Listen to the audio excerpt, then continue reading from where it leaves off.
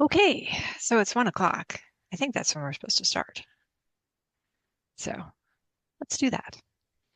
I'm going to share my slides. Hopefully they show up. Looking good. Okay. Oops. Is it? Come on now. If y'all want to chat in the chat, we have some discussion questions. Um, just basically sewing. What's your experience? Do you have it as part of your makerspace if you have a makerspace?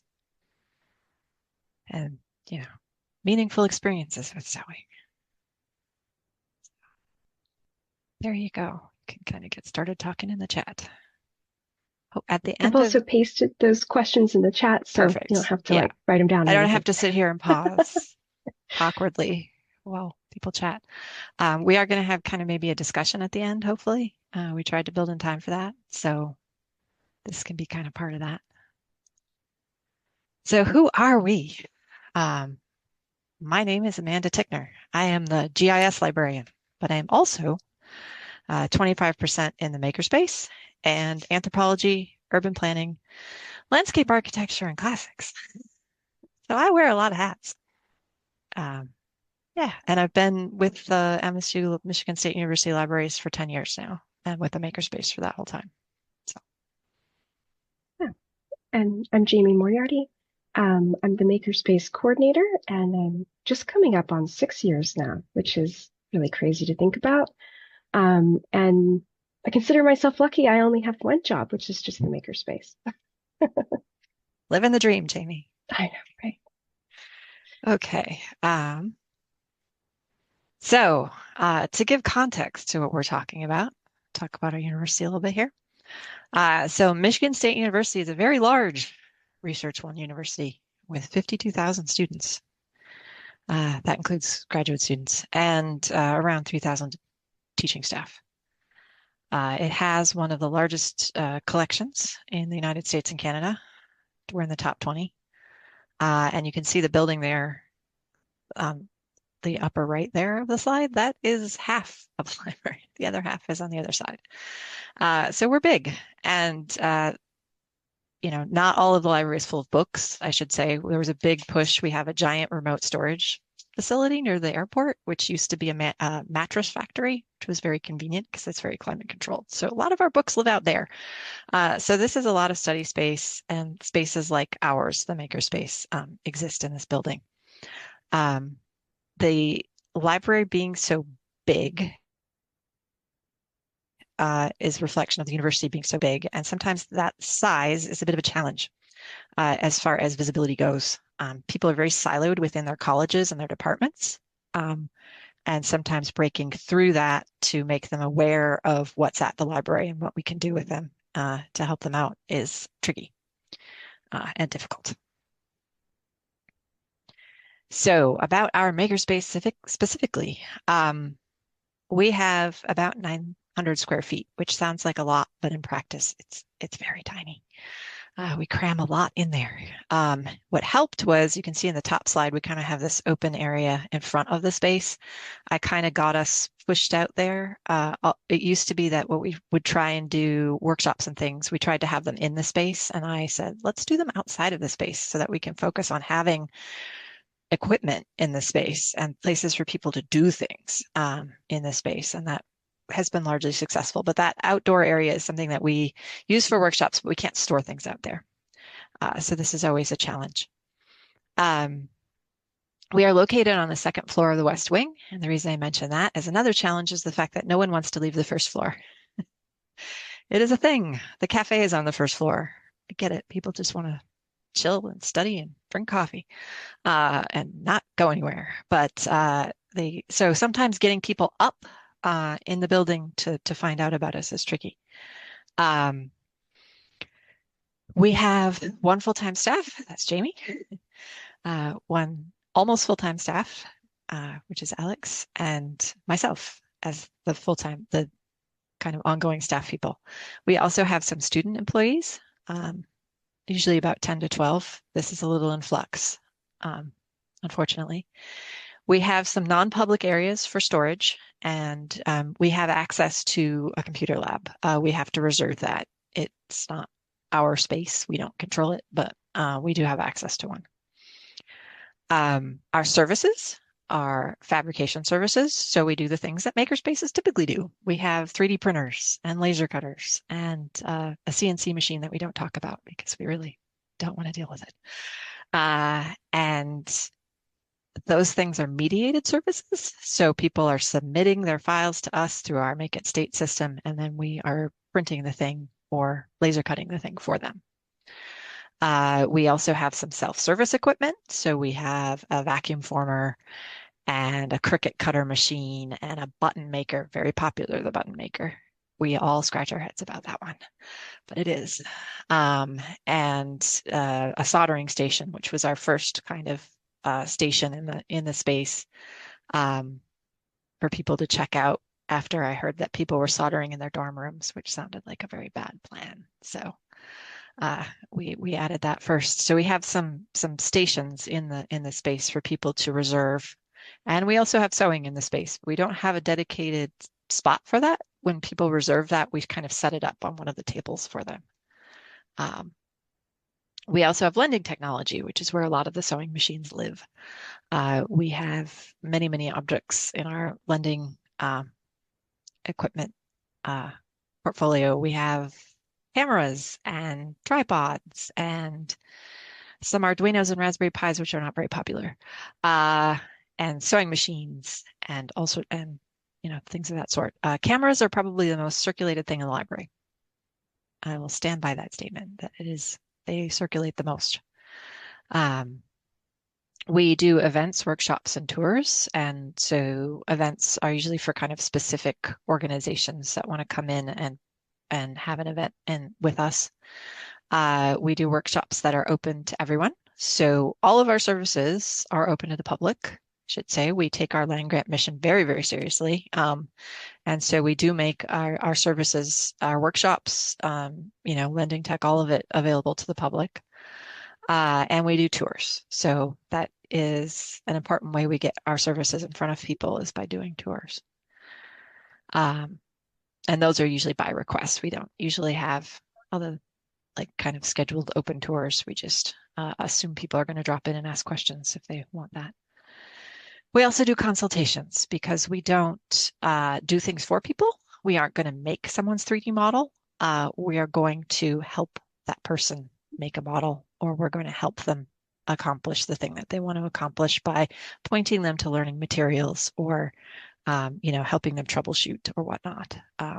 We don't do things for people, generally speaking. Sometimes, but mostly not. Okay. So we are highly interdisciplinary, multidisciplinary. We help all sorts of departments: engineering, entrepreneurship are kind of our big ones, horticulture, art, interior design, theater, landscape architecture, nursing, veterinarian. Vet Med was our first kind of patron back in the day, back 10 years ago. 20 years ago, good Lord, what am I saying? 10, not that long ago. 10 years ago. They started out by asking us to print anatomy, skeletal bones of dogs, because it was cheaper for us to do it than for them to buy them. We also have helped anthropology, history, so it goes all over the place, runs the gamut.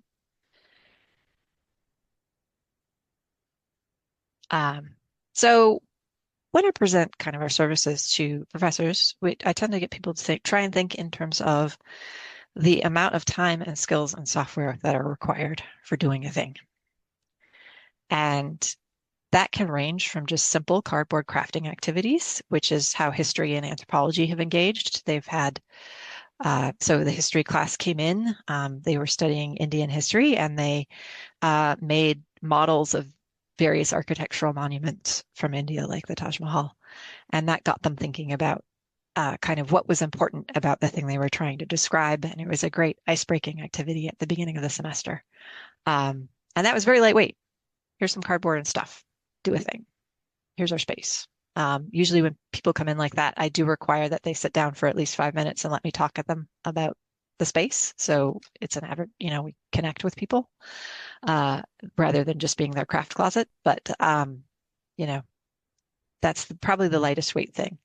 And then that can kind of progress upwards. So, the 3D scanning workshop, we bust out the 3D scanners and explain how 3D printing works. That's not a heavy lift. That can usually happen in a class period. But as you go further and further up, so at the very end, you see the Fusion 360 workshop and 3D printing. That requires a little more extensive hands-on engagement where it is going to be at least a full class period, hopefully two. And our most successful class with that particular focus, learning how to do computer-aided design in Fusion 360 for 3D printing, was a theater class, and they came in for 3 class sessions, and they were very long class sessions. And that was because the instructor really saw what we were doing as being a fundamental outcome of the class. So that is going to kind of dictate where things fall in this continuum too. Are the digital skills, are the design skills, et cetera, that are being learned, how do they integrate to the rest of the class? And for sewing, you can kind of layer that on top of this, the continuum. So you can see that hand sewing, so pretty straightforward. We don't have to do a lot of education around machines or around a lot of things for hand sewing to work. As you move up, it requires a little more engagement with tools and with learning outcomes. So machine sewing, you can keep it really simple. I usually do workshops just making a little cloth bag. Really simple. Doesn't require a lot of lift on my part to learn a lot of things. But as we go further along, and that can happen in an hour, right? Maybe hopefully a little longer than an hour, but an hour. As you go up, it requires more engagement and more time. And so one of the workshops we've done a long time ago was sewing with Flora GPS. And Flora GPS are these little microcontrollers that basically turn on when you reach a certain latitude and longitude. You can sort of set them to do that. And so what the students did there is they incorporated those microcontrollers into garments. And one of them, they sewed this thing in there. And when you arrive, the idea was is you would put in the latitude and longitude of the party you were going to. And then when you arrived at the party, the thing would light up. That was their idea. And they got it to work. I was impressed. But I learned how frustrating it is to try and sew with metallic conductive thread. Super bad. It breaks very bad. And that was a heavier lift because they had to learn about the microcontrollers. They had to learn a little bit about sewing and how they could piece the thing in there and deal with the terrible thread. And so that was a heavier lift sort of situation. And at the far end, you could see digital pattern drafting could be, where you really get into some software and really start understanding computer-aided design as it relates to sewing. And that could be a much heavier lift. We haven't done that yet, but maybe someday. Okay, so now I'm going to hand it off to Jamie for a bit. Yeah. So sewing has been absolutely very popular, very frequently requested by the students. And so I think it's a really great entry point to the makerspace because clothing is universal. It's incredibly familiar. Everybody wears clothes every day. Many people have had experiences culturally or through family or friends where they have at least seen other people sewing either with a machine or by hand. And every time we run workshops or events with sewing, it has incredibly positive learning outcomes. Students are always very excited to learn how to sew and make a thing. There's a quite immediate sort of excitement that they've been able to create something. And I would really argue that sewing is just as technical as any other digital fabrication technology, but it's often perceived as being lower barrier for folks who are a little more tech apprehensive, or a little more hesitant to approach, say, a 3D printer or other kinds of technologies. So they might see themselves as more capable of sewing, even if they really are capable of any of those things. And it really does transfer into other technologies and other skills. So a lot of these concepts have uses in other places in the makerspace. And I think what's most powerful is the sort of introduction of thinking from two-dimensional flat patterns into three-dimensional, how things assemble into three-dimensional structures. Can you go to the next slide? So I've put together this little table of kind of some examples, thinking of a student who might engage with sewing a little bit more, might be a little bit more excited to start with sewing, and how that could translate into a 3D printing skill if they're wanting to move into more of the digital fabrication side of the makerspace. And so knit versus woven fabrics is a concept that really easily translates into material properties. So getting them just working with fabrics is a really great introduction into understanding those material properties and starting to think about different material properties. So like a woven fabric being like PLA, being kind of rigid, versus a knit fabric being closer to TPU, a flexible 3D printer filament. Even just having some of that shared language of around sewing can help to explain the other concepts down the road. And of course, that two-dimensional to three-dimensional, I think, is really important for them to get some exposure to. And it really mirrors sort of when they're going into any sort of like parametric CAD software, where we're often thinking about flat two-dimensional sketches becoming three-dimensional objects. And so I think that's a really powerful concept to introduce. And also precision stitching. It really helps develop some manual dexterity, some eye motor coordination or eye-hand motor coordination, which is also necessary for a lot of other technologies in the makerspace. Thinking of 3D printing, if you needed to put a heat set insert into a 3D printed part, that kind of skill is necessary. And perhaps my favorite one is troubleshooting jams. Having them go through the sewing machine and mess up and fix it is really powerful to get them more comfortable of failing and messing up, especially with a piece of machinery, and going through the troubleshooting process, thinking through what could be going on, how do I fix it? Because of course, if they go over to 3D printing, the 3D prints fail like all of the time for a million different reasons. And so it's a good way of like kind of getting them through that mindset of reducing that fear of failure and really getting into the mindset of how do you solve a problem? How do you fix a thing? And of course, iteration, creative iteration, um, thinking of iterative design. How do we improve upon a thing? I like to throw in, if there is time at the end of a workshop, what would you have done differently? What could have been improved? And even just dropping in some of these small concepts in a sewing workshop can really get them prepared to succeed with other technologies in the space.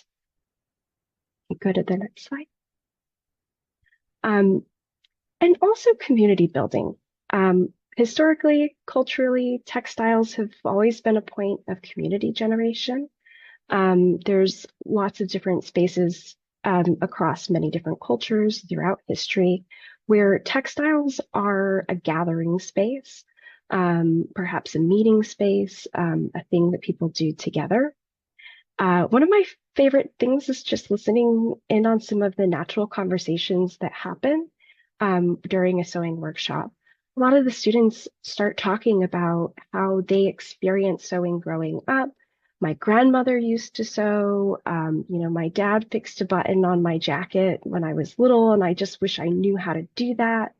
And so there's some really good sort of community building aspects and opportunities for the students participating in this. And being in this makerspace, as soon as you walk into the room, there is just a gigantic wall of 3D printers in your way. It's fantastic for people to be able to see the 3D printers. It generates a lot of engagement, but sometimes it's a little bit intimidating for some students. They see this giant wall of 3D printers. They don't understand how it works. They're not sure that this is a space for them. And so sewing can often be perceived as that less technology heavy sort of approach, a point of approach for the other technologies. And it also is great for making connections across different disciplines, ages, cultures. There's not a single person in that workshop that's not wearing clothing. And if they were, I would be like very concerned. But there's sort of like a commonality to it that helps people kind of engage. And it's really something that, I mean, typically we're teaching to adults in the university setting, but these are not things that children can't use, perhaps with a little more safety guidance. But really it does traverse all ages. Well, maybe not all, but most. And it also encourages peer-to-peer learning, collaborative values. I start the workshops by saying, like, we're all here to learn together, to help each other. And so kind of modeling that peer-to-peer learning and allowing them to continue it on also sort of gets them into a different mindset before walking into other makerspace technologies. Go to the next one. And of course, there's so many positive effects on mental health and well-being from crafting. We do like crafting events throughout the semester around finals week. We've done them around some tragic events that have happened on campus to provide a mental health focused space. It's a non-class learning activity with positive outcomes. And there's a lovely quote here from a systematic review of 19 studies on needlecraft activity as a craft therapy. And the quote, I'll read it here, is all the studies report short-term improvements in the outcomes measured, which include anxiety, stress, depression, interest in life, self-efficacy, social skills, sociability, mood, well-being, self-esteem, life satisfaction, health-related quality of life, and hopelessness. It is a long list of positive effects that crafting has on well-being. And I think that students are so craving some of these experiences on campus. And not just students, also faculty and staff, community users. Go to the next one. So let's talk some logistics here. We are working in a pretty small space despite the gigantic campus that we're on. I did answer a few questions in the chat about cases, like how do you store these sewing machines? Buying cases for equipment is the bane of my existence, but I could talk to you about it all day. So we have a lot of sewing machines in circulation. We have one dedicated to use inside of the makerspace. But when we wanted to do events and workshops with it, they're so highly circulated, we can't get our hands on these things. So one of the first things that we needed to do was sort of get like a classroom set of sewing machines. And that classroom set is sort of designed for that open table area next to the makerspace. It is an open room. There's no like walls or doors, so it can be kind of noisy. But it's got some nice big tables that work really well for sewing projects. So you can lay out fabric. I selected the machines off of some lack of funding for them, which we'll talk about a little bit later. I did buy some really, really inexpensive sewing machines, which is the Janome Mod 15. This is not the sewing machine that we circulate because it probably wouldn't survive the use and abuse, the novice sewers checking things out. But it works really well for the classroom workshop. My biggest thing was to make sure that all our sewing machines have top load bobbins. We're not mixing a side load bobbin with a top load bobbin, because that can get just more complex to teach, train, and troubleshoot. And I set workshops to have a max capacity in registrations of 20 people. Of all the sewing events we've done, we've had people on the wait list for each of them. Typically, we don't see 100% attendance from registrations. I would say for other types of events, we usually get about 50% actually attending if they registered. And I would say with the 20 cap, we're usually getting about 15. So about 75% actually attending from a registration is far higher than other workshops that we do. It is set to have a few people to each sewing machine. So I really do think 3 people to a sewing machine is the ideal amount of people to one machine. 4 can get a little bit challenging, but is perfectly doable. And this is, again, just limitations on the quantity of machines that we could get, but also the electrical availability in that space. It is a little bit of a challenging room to use for instruction because it can be very noisy, busy, passerbys, and there's not a lot of outlets. It's really quite a challenge. You can kind of see there's an extension cord running behind those chairs in the picture. We do have quite a few extension cords running to each of those sewing machines, which does create trip hazards, and it does limit the amount of mobility between the tables, which are already pretty tightly jammed in there. So it is kind of a cramped space, but it usually works out well. And sometimes we have to move tables around or readjust, and it usually works out just fine. So you can go to the next slide there. So some of the sewing or like textile focused workshops that we've done. So what, because you can't not use that pun. It's just really necessary, I think. So this is one that we've done a few times with a drawstring bag. Just for fun, I think I'm going to make it a tote bag next time. And it's really a kind of very, very much assuming absolutely no knowledge about a sewing machine, really walking everyone from the ground up, with the goal that they can sew a straight stitch. The other one I've done is Sew Sustainable, because you've got to combine the pun with the alliteration wherever possible. And this was one that I really wanted to put an emphasis on sustainability in sewing. So we got used towels from our surplus and recycling store and made a reusable like Swiffer sort of mop cover that could be machine washed. I would not recommend doing that for super novice users, especially with pre-washed, pre-used and worn fabric. It behaves just in a very different way compared to like unused fabric, which just added layers of frustration that were not necessary for the students. So I probably wouldn't run that one exactly as is for the next one, but I do like kind of adding in clothing as, you know, a sustainable option. We've also done knit-ins, where just kind of a drop-in sort of social with some light education. Sometimes people come and they just want to learn to knit. They're like, yeah, we'll show you. We've done quilting bees, so we've had some wonderful staff members in the library that love teaching about quilting. So we've had partnerships with that, and as well as our crafting meetups, which we now do monthly pretty consistently. Go to the next slide.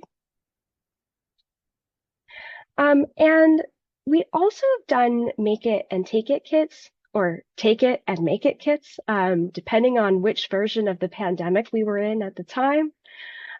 These were really popular, and we had lots of good feedback from it. It was a great thing to sort of keep the makerspace visible while we were not open during, I think that was like 2020 to 2021. And so we put together these kits using low-cost materials wherever possible, 3D printing supplies, just to use up our aging filament that we weren't using at the time. They were very labor intensive, and we didn't ever really get feedback. Like, people enjoyed them, but we didn't know that they were coming back and using the space for other uses or continuing to use the space. So now we really focus on those Thursday crafting events that I kind of mentioned. Those are drop-in style, open. We provide sometimes a little bit more of a guided event or a little bit more of an open event. Those are student employee run, so it depends on the student who's running it that semester. But one thing that I really try to put into all of these sewing workshops is some sort of 3D printed or laser cut or bringing in other fabrication tools into the sewing or textile focused activities. Um, we've done a lot of embroidery hoops that are 3D printed. And that's a great way to use up aging filaments that you bought and absolutely hated and just can't wait to get rid of, or spools that are almost empty that don't make sense for a large print, but we can kind of use up on these small embroidery hoops. It's really engaging to the students to sort of approach 3D printing from embroidery that they might already know. It just kind of sparks some interest and engagement. It's also very low cost, very portable. And so the embroidery hoops we've taken to some other partnerships on campus, just because it's a lot easier than lugging over a bunch of sewing machines. And I do want to highlight one little fun project, the top right picture.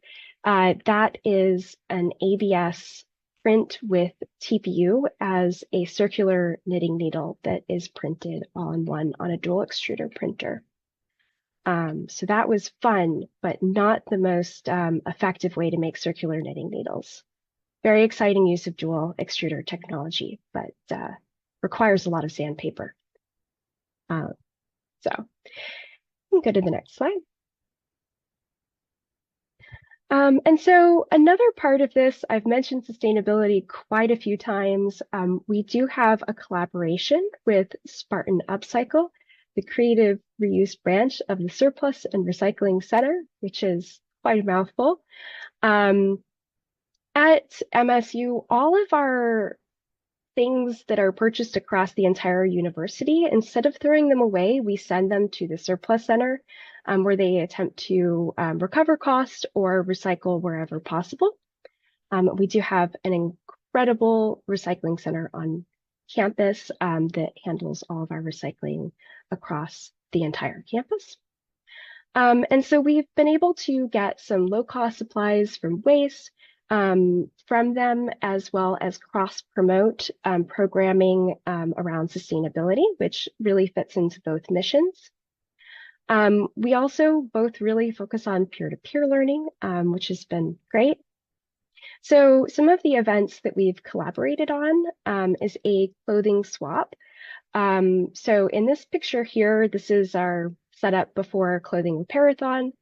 The Surplus Center gets so many used clothes that they have no way to handle the amount of volume of clothing that we get. And so instead of trying to recover cost or sell that clothing, they're very excited to use it for clothing swaps or repairathons or cut up fabric and make it into something else. The clothing swap is where they put out a bunch of free clothing, and students can come and bring an existing thing of clothing to add to the pile and take back other clothes there.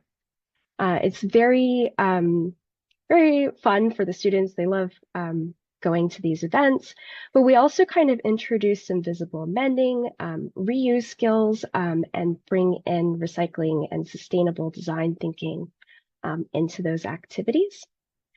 And adding in just sharing out that all the textile resources that we have at the Makerspace at these other events on campus really helps to drive engagement. And I think our clothing repairathon is one of our longest standing programming events, I think. We do one each semester. It is run by library staff volunteers. So I put out a call to our internal library staff, and we've got lots of sewers throughout the library who come and help.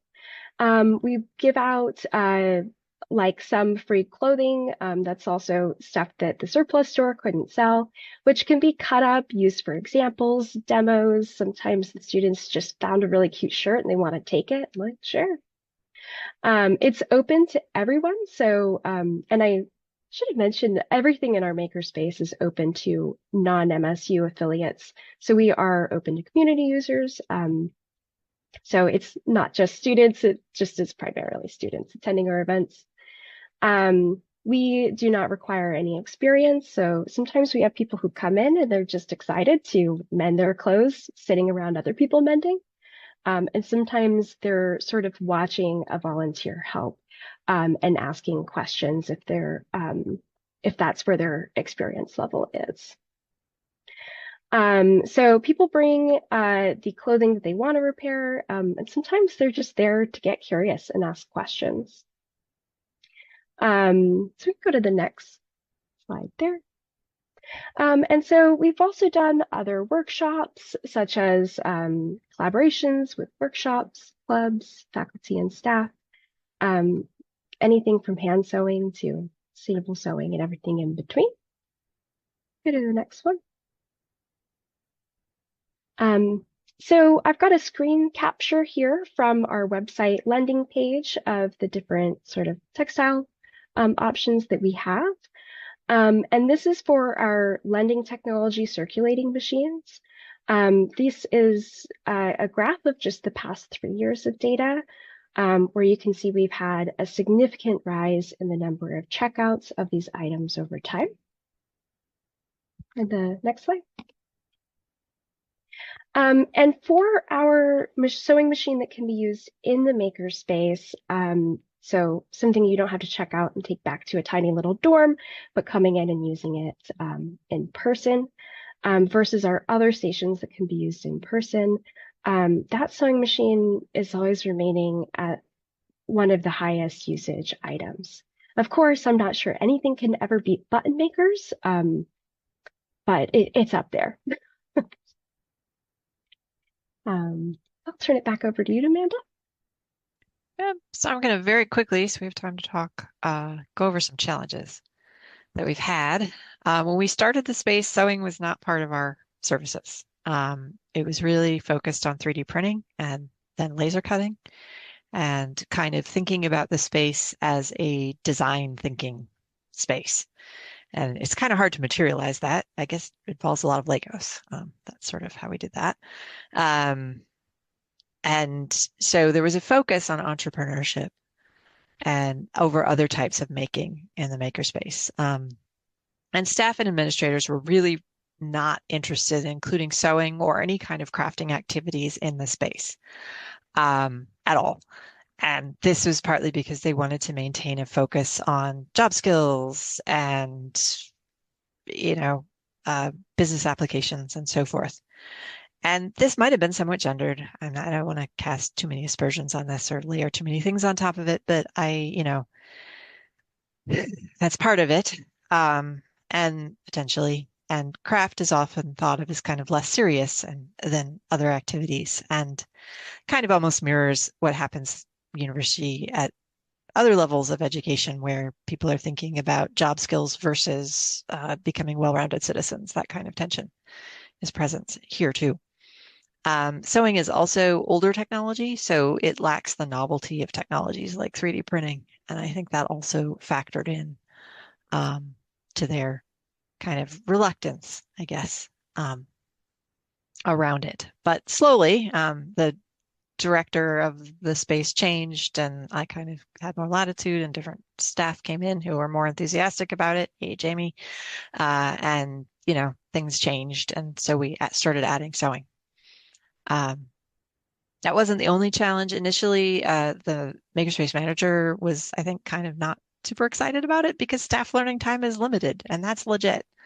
Not everyone has time to learn sew and provide that as a part of the services, and that it's hard to keep up with all the things that you have to know and learn in a makerspace. And so not having enough staff time, that's a barrier.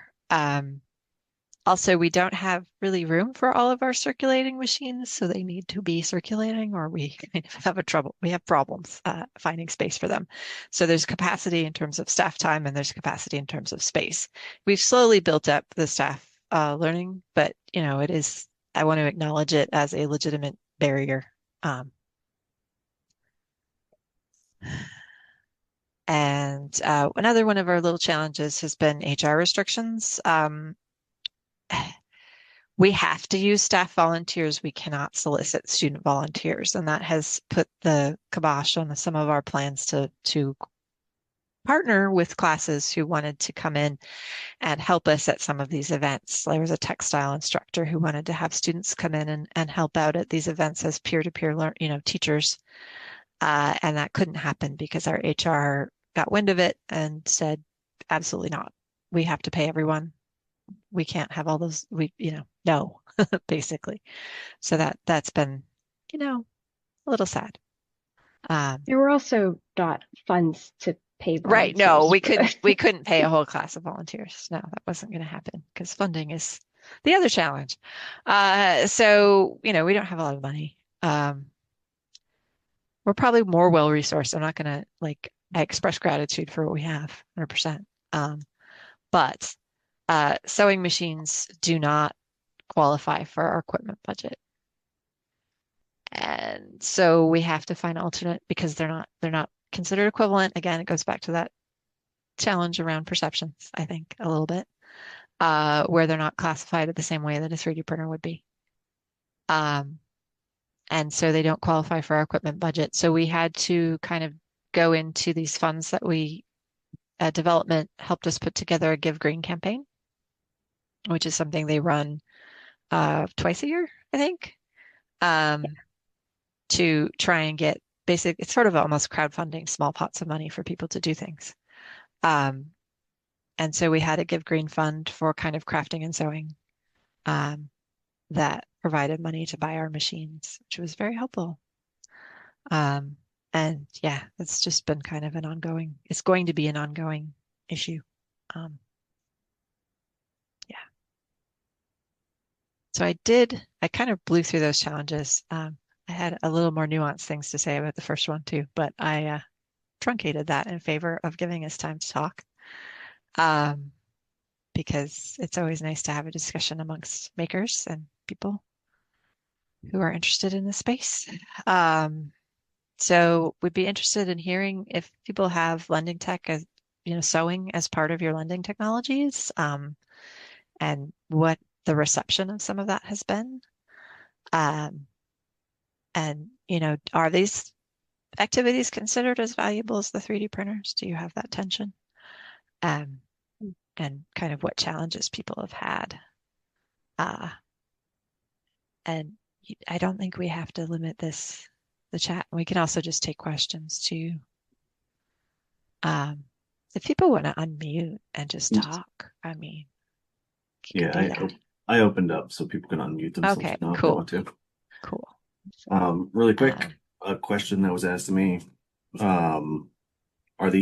Can people get a hold of these slides? I thought they were going to be made available at the conference. Are we wrong about that? I assume, but I do not know the answer 100%. I know the video will be because, well, I'm recording it right now. Did we submit them to somebody to put on a website? I don't remember. I'm not sure that happened, but I am happy to share the slides in some capacity. If it should go on the conference website, or I can just make a public link. I think the perfect answer here is if they're not available right now, they will be. They will be, yes. We will make sure Don't that know they get how, out. but in some way. Yeah, and if you're desperately in need of slides, feel free to send an email in.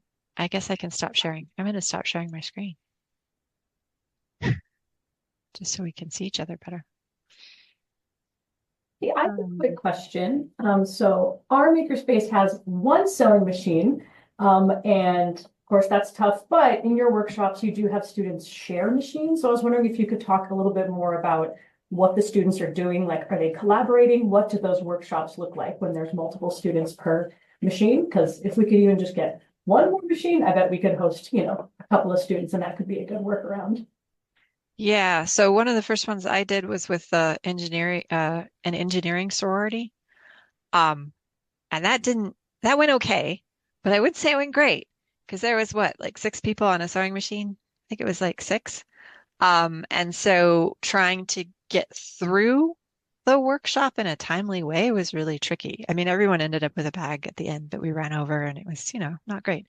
But I think that three number that Jamie pointed to earlier is really nice, just because then people can help each other, you know?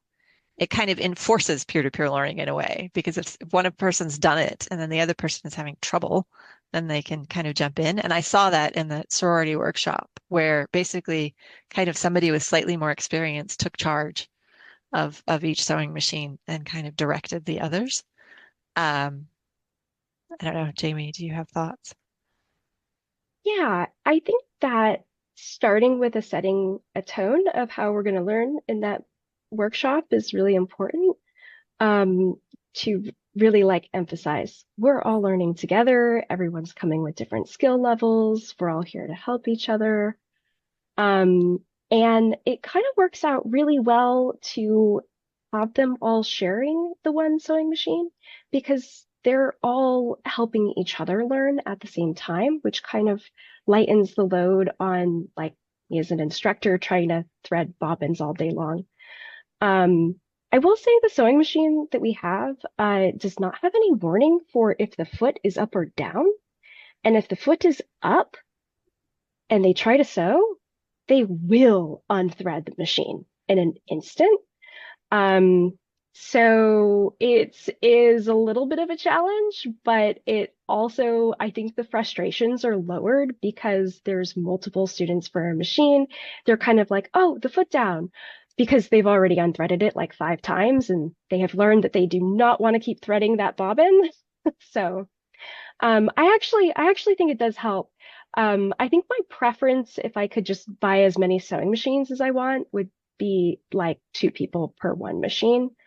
I also have like coloring pages there. I like made one of the sewing machine, just to kind of give them something where they can stay thinking about the topic while maybe kind of sitting there and thinking about it.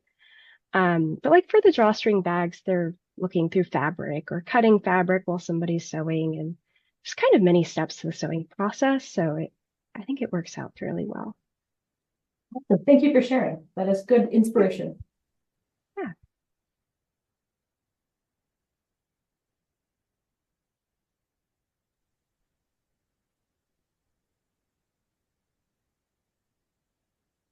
just looking through the chat here, because there's a lot of messages, so I'm sure there's some questions in there. Yeah, I there is one in there from Cloud Winter that says our challenges for hosting workshops is we always have a wait list and not a large space.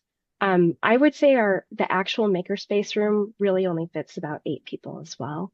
So getting out of the makerspace and into a bigger area is really important. But typically there are wait lists on those sewing machines.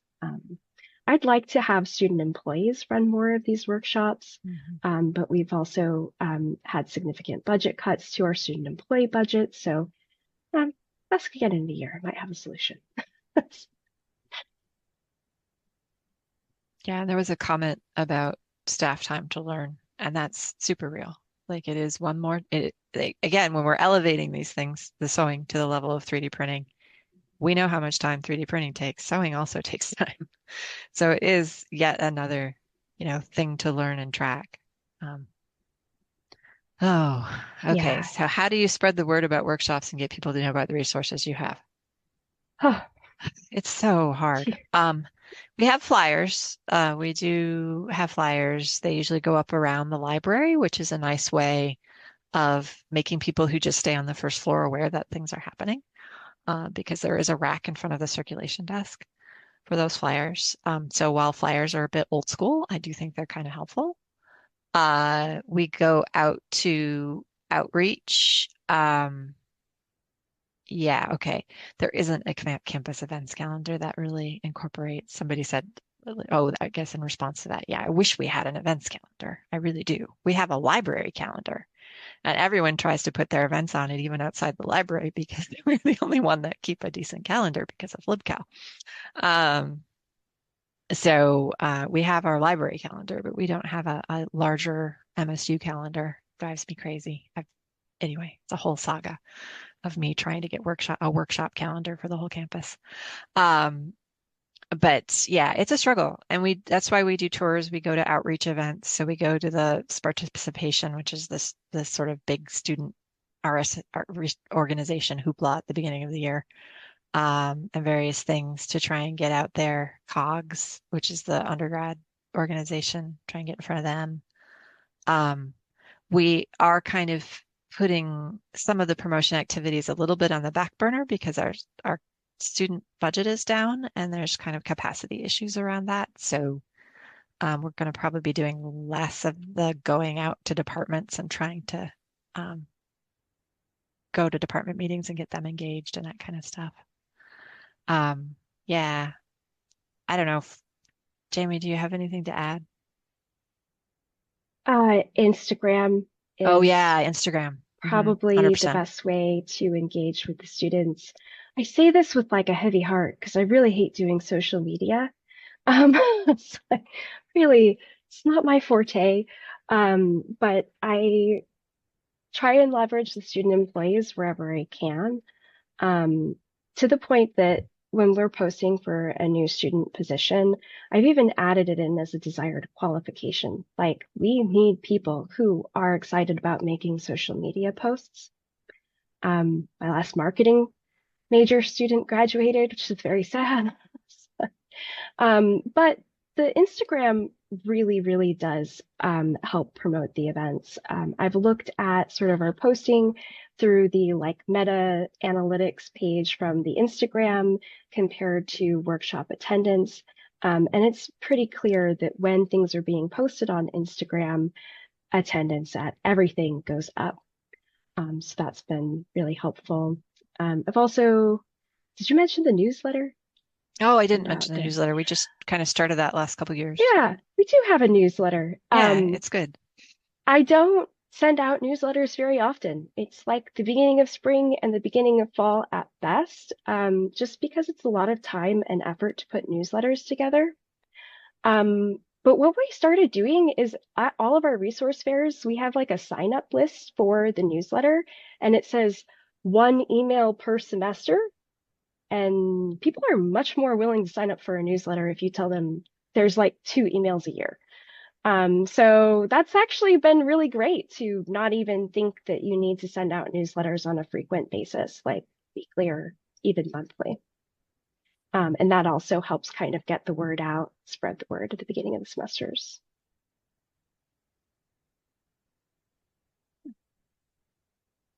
And I also wanted to add, during COVID, when everything shut down and we did a whole PPE project at the Makerspace, it was a strange time. Part of what we were doing was sewing cloth face masks in the Makerspace. And I was not that proficient with sewing machines at the time, and all of a sudden I was fixing many of them. So it really forced me to have to get into sewing and relearn it. And I took that passion back home and I've continued to expand my sewing skills. And I really do enjoy it. I think it's kind of a shame that oftentimes, like, you kind of have to do work at home to learn a new technology to do it well.